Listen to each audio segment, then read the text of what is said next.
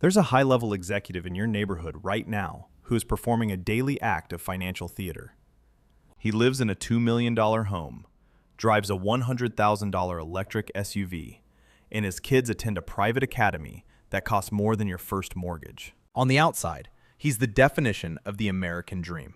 But if I perform a forensic audit on his bank account at 3 a.m., I find a terrifying reality. He is exactly one missed bonus away from total insolvency. He makes $500,000 a year, yet he has less than $5,000 in liquid cash. He isn't wealthy.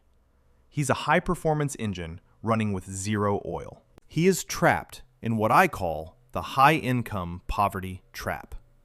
My name is Jim, and today we are opening the file on the 41% of Americans earning $500,000 a year who are living paycheck to paycheck. We've been sold a lie that a bigger shovel solves a deeper hole. But the data from 2026 tells a much more violent story. I'm going to show you why earning six figures can actually be a death sentence for your freedom if you don't understand the fixed cost noose. I'll show you the exact math on how a $380,000 salary can leave you with the same financial anxiety as a minimum wage worker. If you think a raise is going to save you, you're the primary target. But if you want to know how to build a fortress of wealth that doesn't depend on your next paycheck, you need to see what's inside this autopsy. Let's trace the money. Welcome back to the file.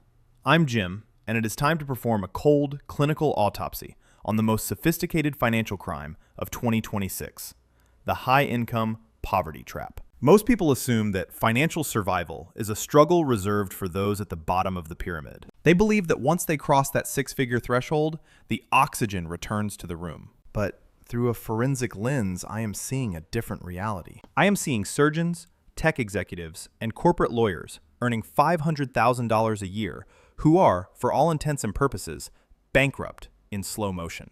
They are living in a state of high-altitude suffocation where every dollar earned is instantly vaporized by a lifestyle they no longer control. Let's look at the first piece of forensic evidence, the lifestyle inflation parasite. This isn't a sudden theft. It's a slow-motion hijacking of your bank account. When you earn $50,000, you have a clear boundary. You know exactly what you can't afford. But as you climb to $150,000, then $300,000, those boundaries dissolve. This is called hedonic adaptation. What used to be a luxury, a first-class seat, a private tutor, a cleaning service, slowly becomes a necessity. The trap is set the moment these luxuries become routine. Forensic data shows that once a lifestyle is established, the human brain views a downgrade as a form of survival threat. You don't see selling the $10,000 a month mansion as a smart move. You see it as a public admission of failure. You are no longer owning your things. Your things are owning you. You have effectively signed a contract to stay on the treadmill until the day you drop. This brings us to the second piece of evidence, the fixed cost noose. When a family earning $80,000 spends $2,000 on housing, they have a 30% overhead.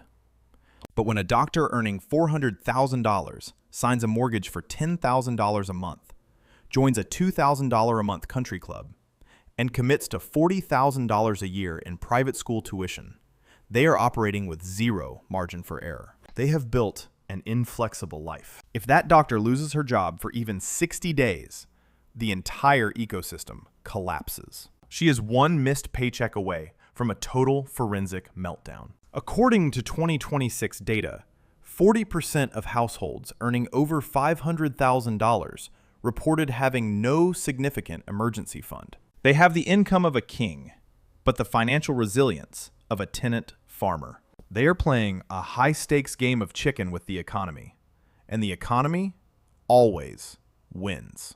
Now, let's examine the social comparison tax. In 2026, the Joneses aren't just your neighbors.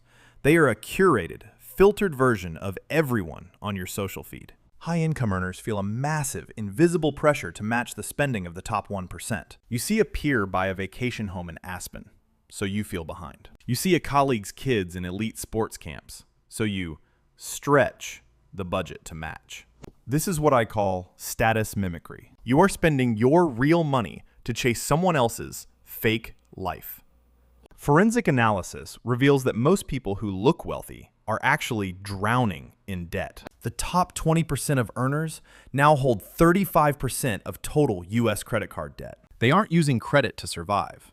They are using it to maintain an illusion. Compare this to the behavior of a prodigious accumulator of wealth.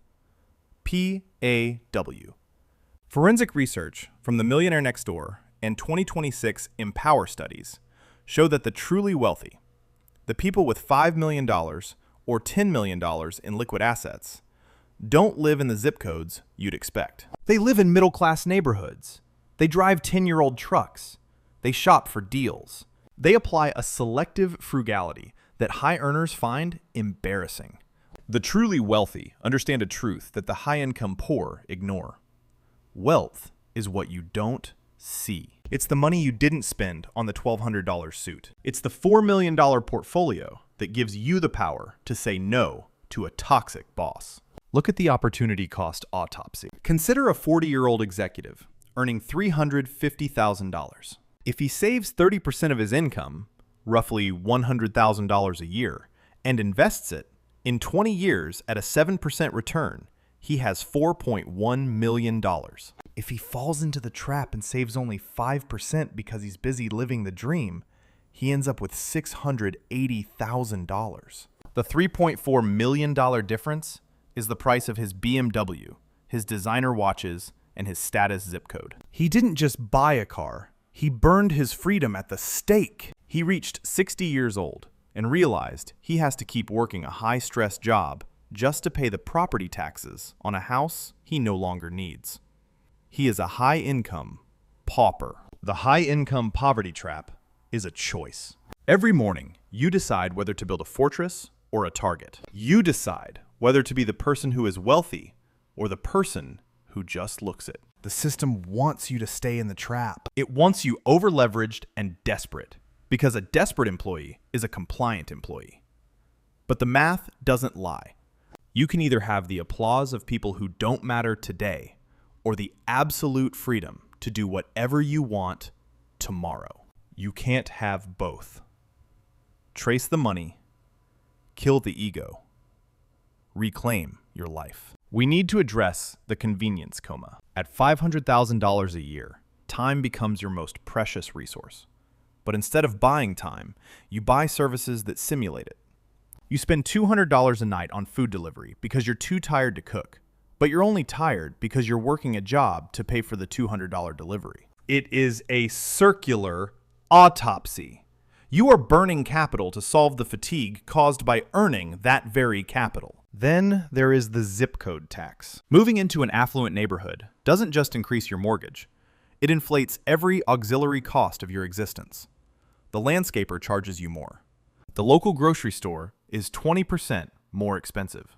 Your children's friends go to $10,000 summer camps. And suddenly, you are funding a lifestyle that isn't even yours. It belongs to the neighborhood. This is where the forensic disconnect happens. You believe you are making progress because your salary is increasing, but your net worth velocity is 0. If your debt is growing at 5% and your lifestyle costs are growing at 10%, a 15% raise doesn't make you richer. It just makes the crash more spectacular when it finally happens. Actual millionaires, the ones who stay millionaires, understand that income is a tool, not a trophy. They treat their earnings like raw material to be converted into assets. They don't view a $400,000 salary as a license to consume.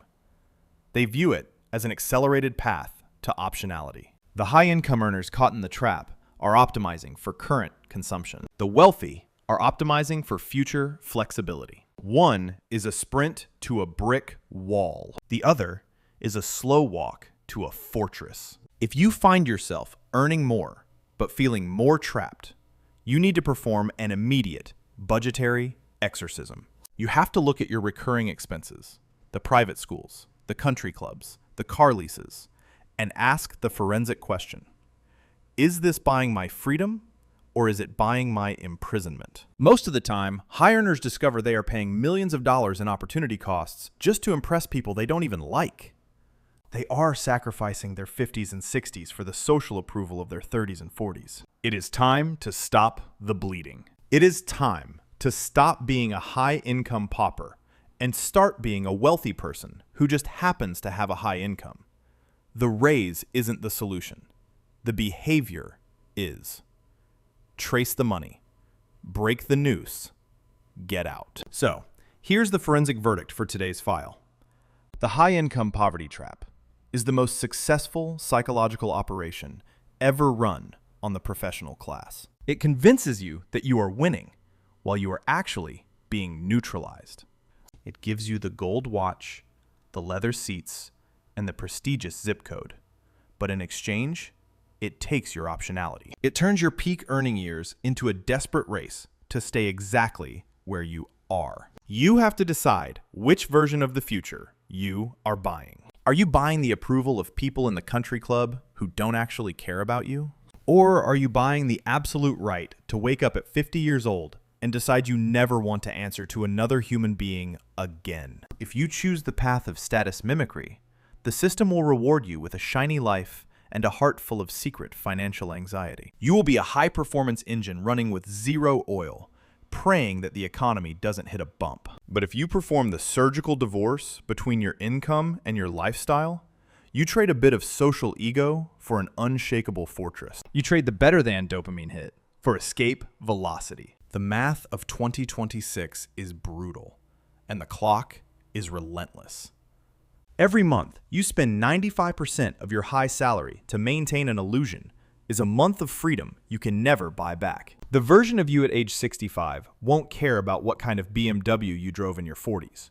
That version of you will only care about whether you own your time or if you're still a slave to a mortgage. If this autopsy of the high-income poverty trap helped you realize that your raise won't save you, but your behavior will, hit that like button. It tells the algorithm that there are still people out there who value freedom over furniture. And I want to hear your forensic report in the comments. What is the one fixed cost noose you're cutting today to reclaim your speed? Are you downgrading the car, auditing the subscriptions, or finally saying no to the Joneses? I read every single one of your stories. Hit subscribe to keep opening these financial files with me. I'm Jim. Stay invisible, stay wealthy, and I'll see you in the next one.